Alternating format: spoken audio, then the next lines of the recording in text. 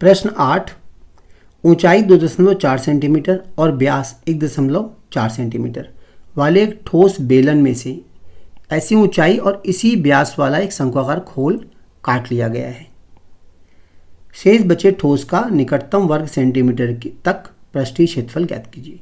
देखो हमें एक बेलन दिया हुआ है, ये बेलनाकार ठोस है। इस बेलनाकार ठोस में इसी ऊंचाई से उससे ये वाला भाग काट के निकाल दिया गया है। देखो ये जो हरा मार्क किया गया है, ये वाला भाग काट के निकाल दिया गया है। तो हमारे बचा हुआ भाग कौन सा है? ये भाग बचा रह गया है हमारे पास, ये भाग, ये पूरा भाग, साथ में ये और ये बचा रह गया है। बचे हुए भाग का हमें पृष्ठीय क्षेत्रफल ज्ञात करना है। देखो बचे हुए भाग में अगर देखा जाए तो हमारे पास 3 पृष्ठ हैं। पहला पृष्ठ क्या है?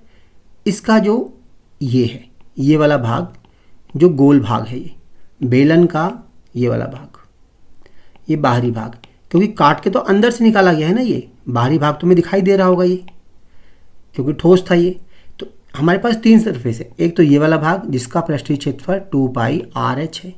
दूसरा भाग ये अंदर से अभी खोखला हो चुका है ना, अंदर से गड्ढा हो गया है, यानी ये वाला भाग जो है, ये भाग हमें खोखला भाग दिखाई देगा, इसका क्षेत्रफल है πrl। और तीसरा भाग बचता है हमारे पास ये वाला जो नीचे आधार पर है, ये है एक वृत्त जो πr² होगा। अब इन तीनों भागों के क्षेत्रफल को जोड़ के हम कुल पृष्ठीय क्षेत्रफल निकाल सकते हैं। तो देखो कुल क्षेत्रफल क्या आएगा हमारे पास? 2πrh। ये आ गया हमारा इसका पृष्ठीय वक्र पृष्ठीय क्षेत्रफल बेलन का, ठोस बेलन का जो बाहरी भाग था।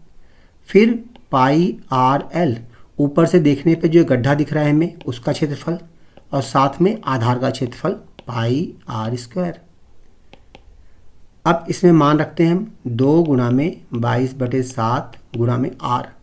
देखो त्रिज्या कितनी है इसमें, हमें यहाँ दिया हुआ है त्रिज्या यानी व्यास दिया है, इसका व्यास है 1.4, तो त्रिज्या हो गई 0.7।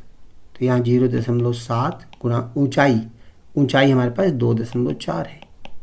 यहाँ भी 22/7 गुणा में 0.7 गुणा, इसका हमें निकालना तिर्यक ऊंचाई। तिर्यक ऊंचाई हमने निकाली नहीं, तो पहले तिर्यक ऊंचाई निकाल लेते हैं।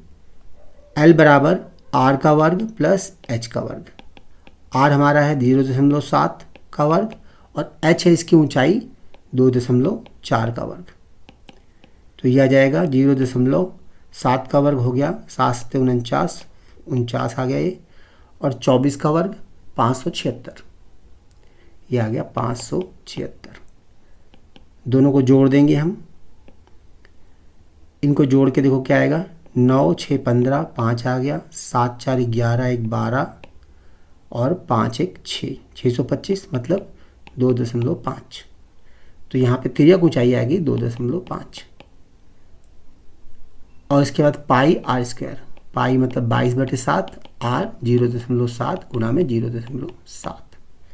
देखो 0.7 से कट के 0.1 आ जाएगा, ऐसे यहाँ से भी ये कट के 0.1 आ जाएगा और यहाँ से भी कट के 0.1 आ जाएगा।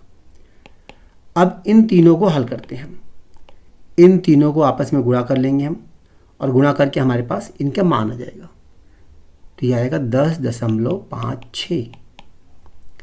ऐसे ही हम दूसरे वाले भाग को गुणा करते हैं, इस वाले भाग को तीनों को आपस में गुणा कर लेते हैं और इनको गुणा करके आएगा 5.50।